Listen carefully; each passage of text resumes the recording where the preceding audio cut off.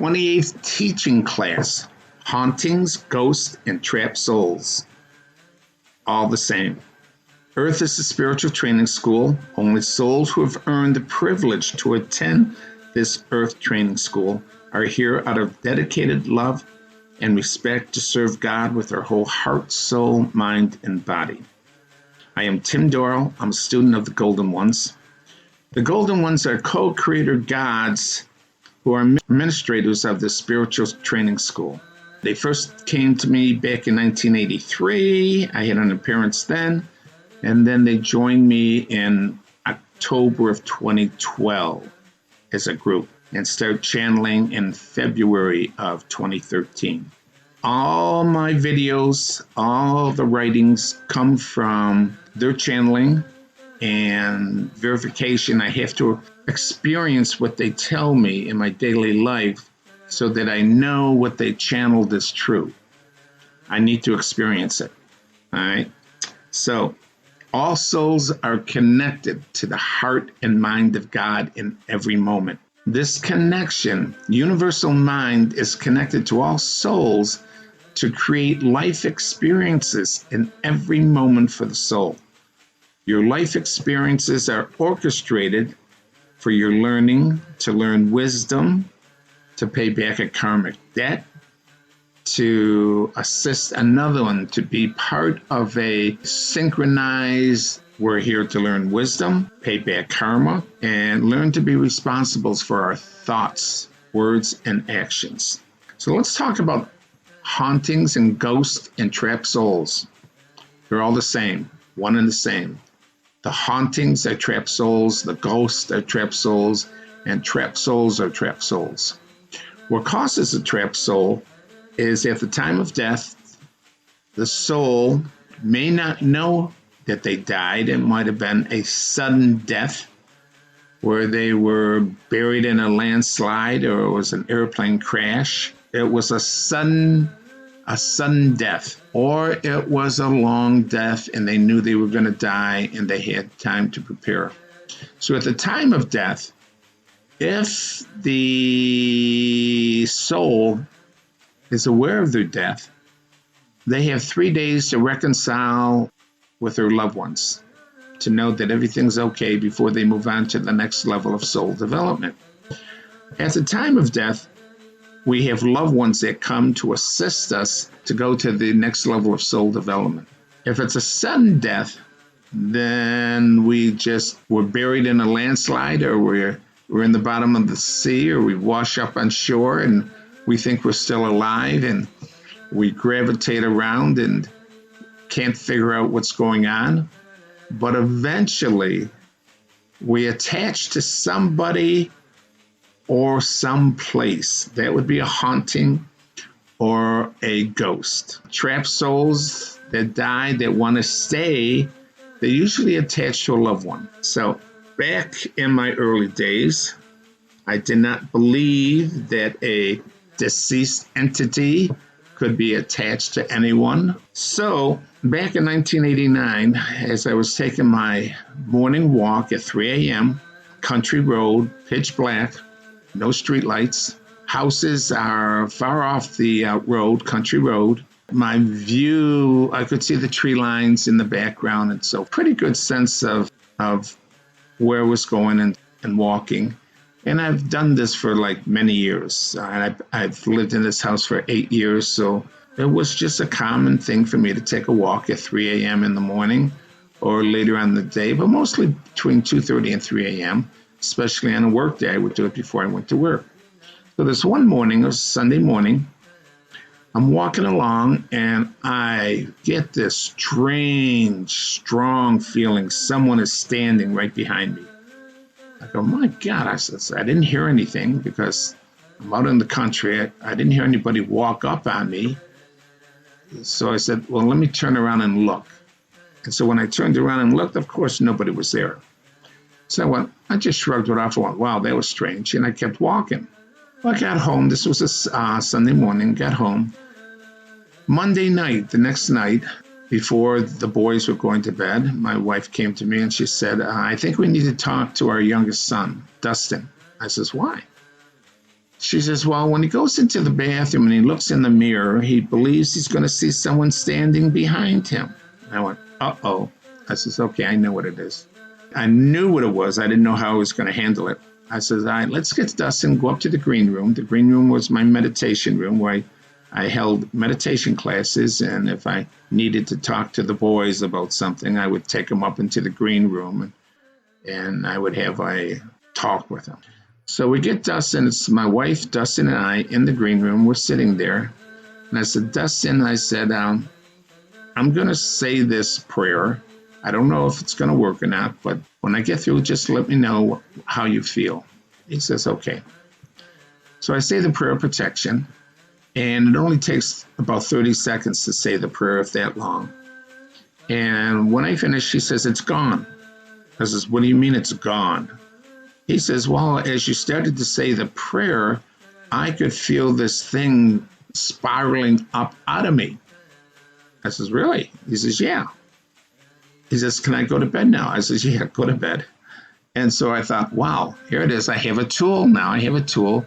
If this ever happened again, I could use this prayer of protection. I use the prayer of protection in my meditations to ward off anything that would interrupt, any negative energy that would interrupt my meditation and so forth. And I strongly recommend anybody using the prayer of protection to clear your house daily, especially if you have visitors coming to your house. You never know what your visitors are going to drop off, entity-wise. And just to remove negative energy from your home, from the office. And you don't have to stand up and, do this loudly. You can do it very, very quietly under your breath in your office or at home. You can say it. I say it every morning before I go to bed and when I wake up. So that was my first experience with a trapped soul or entity attachment. And I traveled in 2012 around the world doing spiritual events. And if I stopped at a place near a cemetery, or on my travels, if I was near a cemetery, I would stop and say the prayer of protections, and I would get this same feeling my son had, entities moving through me, as if I became a gateway for these trapped souls, that they could go to the next level of soul development.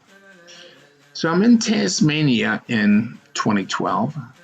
And in Tasmania, southeast Tasmania, there's a Port Arthur prison. And at one point in time, Australia was all the criminals in the world were sent to Australia because Australia was landlocked. You sent someone to Australia, there's no way they could leave Australia and become a criminal someplace else in the world. So eventually, Australia was basically developed as a prison colony. And then through time, when people married and they educated and became more enlightened, it turned into a regular continent. So we went down to Port Arthur on a ghost walk. We were guided to go to Port Arthur, which is in southern east Tasmania, almost to the end. And there was a ghost walk on this particular night. I think it was a Saturday night, 8 o'clock. And before we started the ghost walk, it was a guided ghost walk. They did the ghost walks on the half an hour, every half hour, 7, 7:30, 8, 8:30. So we were in the 8 o'clock ghost walk, and the guide came by, and somehow I got elected to be the front one holding the light behind the guide. So I said the prayer of protection, not knowing what was going to happen. And as we took this half an hour ghost walk, I could feel probably between five or six different entities using me as a gateway to go to the next level of soul development, which I thought was pretty cool. I say pretty cool because they're our classmates. I felt like I was making a contribution to the welfare of these souls. So I say this prayer as part of my morning meditation, the prayer of protection for trapped souls. And that's the intent. I put it out to the universe that I'm saying the prayer protection for any trapped souls or in any realms, that they can be drawn to the light and go to the next level of soul development. Sometimes no one comes through my gateway. Sometimes a few entities will come through my gateway. So I'm very appreciative to be able to be a servant for these trapped souls. Signs of an attachment: a feeling someone is standing behind you and you know no one's there. Looking in the mirror to see someone standing behind you and there's no one there. The movement of items in your home when you know no one could have moved them. So you place something on the table and you walk away, and 5 minutes later it's someplace else. It's over on a chair. So when there's a movement like that, the entity is attempting to get your attention. It's not that your house is haunted or anything. Well, it is. But they want your attention. They want you to say the prayer of protection so they can move to the next level of soul development. So you're doing these ghost trapped souls a favor by saying the prayer of protection. You're aiding them. You're helping. You're helping a fellow classmate in the spiritual training school. Children who are having bad dreams and do not want to go to bed or asleep, and they may not be able to convey to you that someone's in the room with them, bothering them, and so forth. Because children can see spirits. So that's an indication to say the prayer of protection with your child. Now, if the child is of age, I'd say 6, 7, 8 years old, talk to your child about guardian angels. If they have a guardian angel, and if they ask the guardian angel to stop them from having bad dreams, their guardian angel will do so. And we learn from this because we're here in this spiritual training school. We have free will, and we do not want anyone, our neighbors, our friends, our fellow employees, telling us what to do, because we have free will. Our spirit teachers, our angels, our guardians, spiritual guardians, they respect that free will. So they will not assist us unless we ask for assistance. Please ask for assistance. I do it all the time, especially my angels. If I have something, a challenge that I want guidance on, I'll ask my angels for assistance in my dream state. And usually they'll give me a number in my dream state, a prominent number. So for an example, in my dream, I'll be filling up my gas tank, and it comes to $8.43. Clear, that's how much I pay, $8.43. So that's the number they're giving me, $8.43. So when I wake up, and if I remember the number, I'll go to the internet and look for interpretation of angel number 843, and it tells me what my angels are attempting to communicate to me. Works every time, and it's uncanny how it relates to the challenge that's in my mind that I'm asking assistance for. So children having bad dreams, if they're little, say the prayer of protection for them. If they're of age, teach them about angels, and so they start calling on their loved ones for assistance in their daily life. Now, let's say the prayer of protection. I surround myself in a circle of light and an armor of love, in which nothing can remain and through which nothing can penetrate, unlike divine love itself. I call upon my loved ones, the golden ones, to remove all energies and entities from my presence, whether they are malicious, deterrent, innocent, or ignorant, taking them to thy Father for light and liberation. The Mother, Father, God frees these souls and frees these energies and entities, and I am accepts no reversal, individually or collectively, for the treatment of these energies and entities. We thank you in the name of the living God consciousness. Amen. So, with that in mind, remember this is a spiritual training school.